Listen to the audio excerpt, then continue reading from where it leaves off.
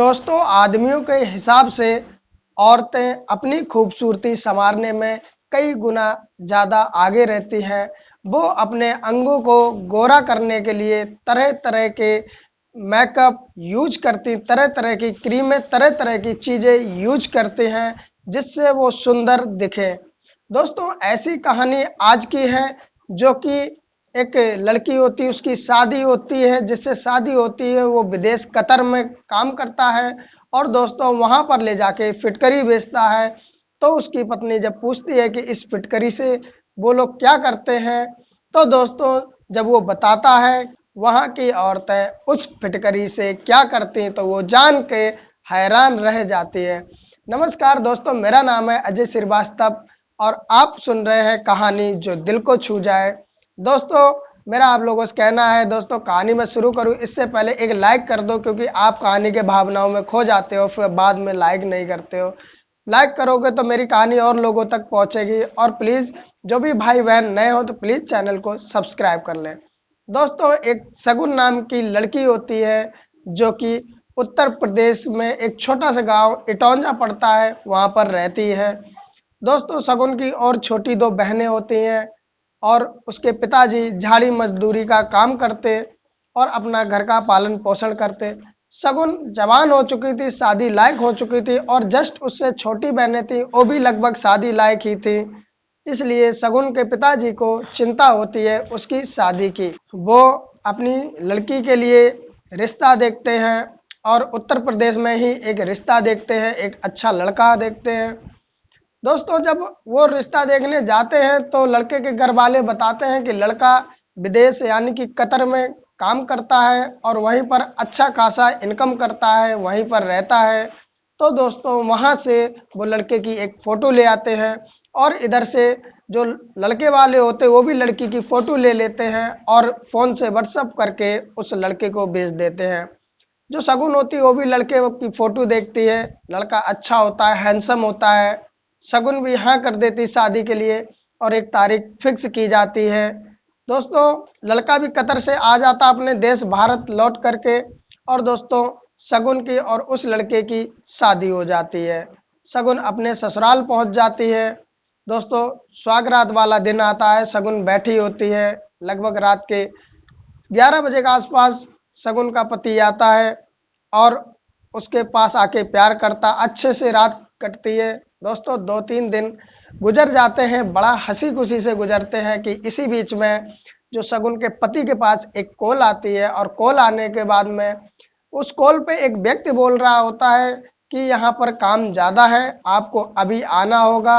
अगर अभी आप नहीं आ सकते हो तो आप वहीं रहो, काम करने की कोई ज़रूरत नहीं, मैं तुम्हारे जगह किसी और को रख लूँगा। दोस्तों, शगुन का पति टेंशन में आ जाता है तो शगुन पूछती है क्या हुआ, तो शगुन का पति सारी बात उसे बता देता है कि जहां मैं काम करता हूं कतर में, वहां से फ़ोन आया है कि तुम अभी आ जाओ, नहीं तो मैं तुम्हारी जगह किसी और को रख लूँगा। दोस्तों, शगुन भी थोड़ा चिंतित हो जाती है और वो अपने पति से पूछती तो क्या करोगे, तो उसका पति कहता है मुझे जाना पड़ेगा। तो शगुन कहती है कि मात्र अभी 2 ही 3 दिन हुए हैं हमारी शादी के और तुम इतना जल्दी चले जाओगे और वहां से फिर कब आओगे। तो दोस्तों, वहां से 1 साल से पहले आने का वीजा बनता ही नहीं। तो दोस्तों वो बोला कि मैं 1 साल बाद ही आ पाऊंगा। शगुन बहुत ज़्यादा चिंतित होती है, वो कहती है कि तुम वहां रहोगे और मैं यहाँ रहूंगी, ये कैसे क्या होगा, मेरे तो कुछ समझ में नहीं आता। तो जो शगुन का पति होता है वो कहता है मैं वहां जाके व्यवस्था करूंगा और तुमको भी कतर में बुला लूंगा। इस तरह कह करके वो शगुन से कहता है कि मेरा बैग पैक कर दो। शगुन उसका बैग पैक करती है और मन ही मन में बहुत ज़्यादा उदास होती है, क्योंकि दोस्तों मात्र 3-4 दिन ही वो साथ रहे और उसके बाद में उन्हें बिछड़ना पड़ रहा है। दोस्तों, नया जोड़ा होता है। खैर, शगुन बैग पैक करती है और शगुन का जो पति होता है लगभग 20 किलो फिटकरी ले आता है और फिटकरी लाने के बाद में शगुन से कहता है इसे भी बैग में रख दो। शगुन देखती है कि इतनी सारी मात्रा में फिटकरी। शगुन पूछती है अपने पति से कि इतनी सारी फिटकरी का तुम वहां पर क्या करोगे। तो उसका पति बोलता है मुझे नहीं पता क्या होता है, लेकिन मेरा दोस्त है, मैं उसे बेच देता हूं और वो आगे बेच देता है। फिटकरी वहां पर बहुत ज़्यादा महंगी बिकती है। दोस्तों, इस तरह वो कहता है और शगुन उसका बैग पैक कर देती और वो वहां से चला जाता है। दोस्तों रोज ही उसकी कॉल आया करती, शगुन से बात हुआ करती। दोस्तों धीरे धीरे समय बीतने लगा। इधर वो शगुन अपने ससुराल वालों के साथ में रहती है, उसकी नंद भी होती है। कभी कुछ छोटी मोटी कहा सुनी भी हो जाती तो शगुन अपने पति को बताती है कि यहाँ मुझे बिल्कुल भी अच्छा नहीं लगता और तुम्हारी बहनें में हमसे भी लड़ जाती हैं कभी कभी। तो जो शगुन का पति होता है वो कहता है ठीक है मैं इंतजाम करता हूँ, और कुछ समय बाद ही शगुन को वो कतर में बुलाने का इंतजाम कर लेता है और फ़ोन करता है और कहता है जो ज़रूरी कागज़ है, पासपोर्ट है, वो तुम्हारे तक पहुंच जाएंगे, अब तुम कतर में आ जाना। दोस्तों शगुन बहुत ज़्यादा खुश हो जाती है क्योंकि वो अपने पति के पास जा रही होती है। दोस्तों कागज़ आ जाते हैं, पासपोर्ट आ जाता शगुन के पास। जब भी उसके पति का फ़ोन आता और वो कहता है क्या तुम्हारे पास पासपोर्ट कागज़ आ गए, तो शगुन कहते हैं हाँ मेरे पास आ गए। तो वो कहता है वहां से जब आना तो कम से कम 20 किलो के आसपास फिटकरी लिए आना।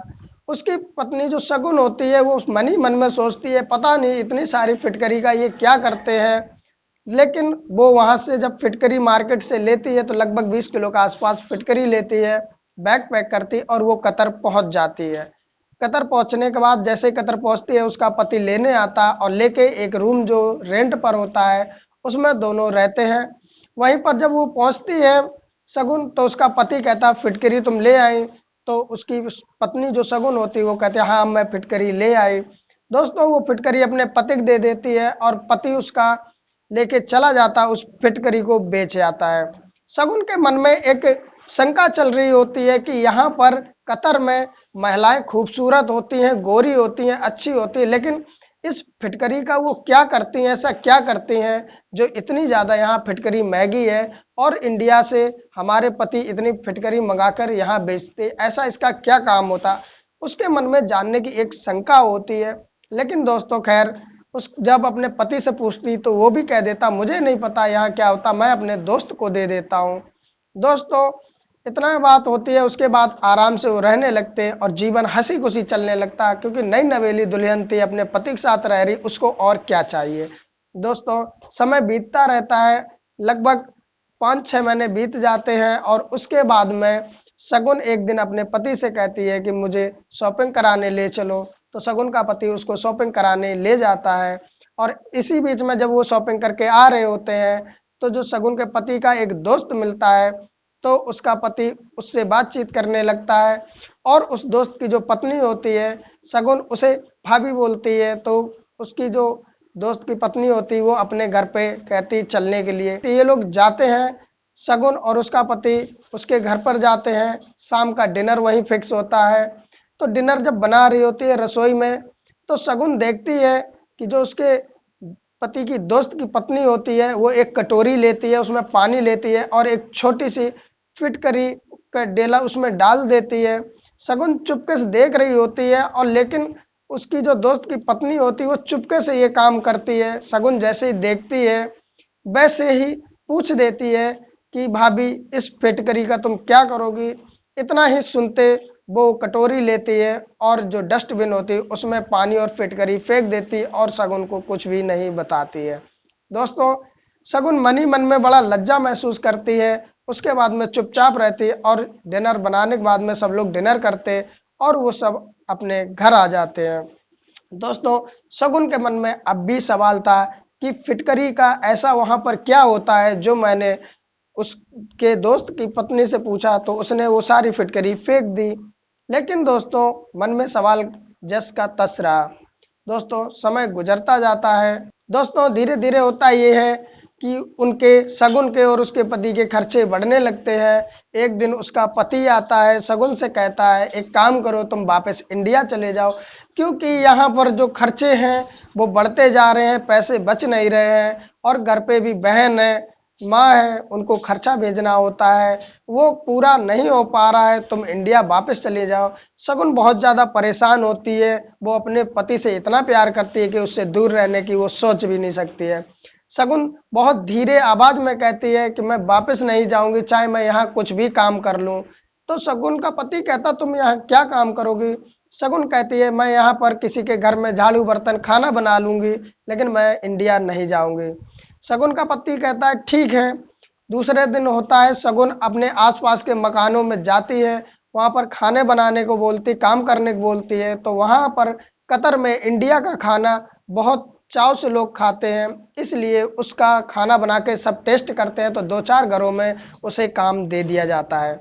अब दोस्तों वो वहाँ पर काम करने लगती है और इधर शगुन का पति अपना काम करता है। इसी बीच में ज़िंदगी आराम से गुजरने लगती है, पैसे भी अच्छे आने लगते हैं, क्योंकि जो शगुन होती है वो कई मकानों में, कई घरों में काम करती है और पैसे जो मिलते हैं वो अपने पति को दे देती है और कहती है अब माँ जी और अपनी बहन के लिए पैसे भेज दो। दोस्तों ज़िंदगी अच्छे से चल रही होती है कि इसी बीच में एक घर में शगुन काम कर रही होती है और काम करते करते उसकी नज़र एक जार पे पहुंचती है, जो कांच का जार होता है और उसके अंदर काफ़ी सारी फिटकरी रखी हुई होती है। अब उसके मन में भी शंका चलती है कि यहाँ पर फिटकरी रखी है, मुझे आज तक ये नहीं समझ में आया कि यहाँ की औरतें ऐसा क्या काम करती हैं जो फिटकरी यहाँ पर इतनी महंगी बेचती है। दोस्तों धीरे धीरे कुछ ही सवाल उसके मन में चल रहे होते हैं कि इसी बीच में जो उसकी मालकिन होती है वो आ जाती है, उस घर की मालकिन उससे पूछती है कि मैम एक मैं बात आपसे पूछना चाहती हूँ, जो कि कोई भी मुझे नहीं बताने को राजी होता है। तो उसकी मैडम कहती है पूछो, क्या पूछोगी? तो वो कहती है कि मैम ये जार रखा है, इसमें ये फिटकरी रखी है, ये किस काम में आती है? इतना बात सुनते ही वो मैम जो होती है वो जार उठाती है और उठा के वो भी डस्टबिन में फेंक देती और चली जाती है। जब इतनी बात शगुन देखती है तो मन में बहुत ज़्यादा शर्मसार होती है और सोचती है कि शायद मुझे ये सब नहीं पूछना चाहिए, अपने काम से ही मतलब रखें। दोस्तों काम करके घर पे जाती है और वो सारी बात अपने पति को बताती है कि मैंने उस दिन तुम्हारे दोस्त की पत्नी से पूछा था, वो चुपचाप फिटकरी घोल रही थी, लेकिन जैसे मैंने पूछा तो उसने भी फेंक दिया। और आज मैं जहाँ काम करने गई तो वहाँ जो घर की मैम थी उनसे पूछा, उन्होंने भी वो जार ही पूरा फेंक दिया। ऐसा क्या है समझ में नहीं आता जो यहाँ पर फिटकरी का काम होता है, या ये लोग काम क्या करते हैं। दोस्तों वो अपने पति से कहती है कि तुम अपने दोस्त से पूछो कि वो फिटकरी का क्या करता है। तो जो शगुन का पति होता है वो कहता है ठीक है मैं पूछता हूँ, तुम इतना परेशान क्यों हो। अगले दिन जब उसका पति जाता है दोस्त के पास तो वो पूछता है कि मेरी पत्नी बहुत ज़्यादा व्याकुल है इस चीज़ को जानने के लिए कि कतर में फिटकरी का क्या काम होता है जो इतनी महंगी बिकती है। वो जिससे भी पूछती है कोई उसे बताता नहीं, तो दोस्त उसका सारी बात उसके पति को बता देता और वो बहुत ज़्यादा हंसता है, खुश होता है। और उसके बाद में वो लौट के जब शाम को घर आता तो बहुत ज़्यादा खुश होता है। दोस्तों शगुन का पति शाम को जब घर आता है तो शगुन आते ही उसे बिठालती है, खाना खिलाती है और उसके बाद में उससे पूछती है कि क्या तुमने अपने दोस्त से पूछा? तो शगुन का पति कहता हाँ मैंने पूछा, उसने बताया। तो शगुन कहती क्या बताया? तो शगुन का पति कहता है कि उसने ये बताया कि जो कतर में ऐसी रिवाज है, ऐसी मान्यता है कि अगर कोई प्रेग्नेंट औरत हो और वो फिटकरी को घोल के चुपचाप बिना किसी के देखे, बिना किसी टोके वो पी लेती है तो उसका बच्चा सुंदर और गोरा होता है।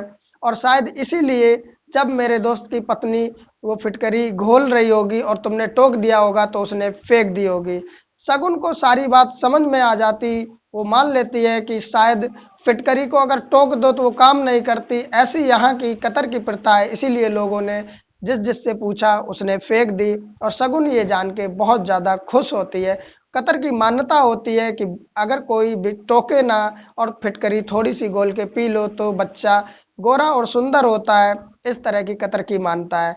दोस्तों शगुन को उसका उत्तर मिल जाता है, वो काफ़ी संतुष्ट होती है। लेकिन दोस्तों आप लोग अपनी राय दो, क्या ये मान्यता सही है या झूठ है, क्या पता। दोस्तों ये कहानी कैसी लगी प्लीज़ कमेंट में ज़रूर अपनी राय दें।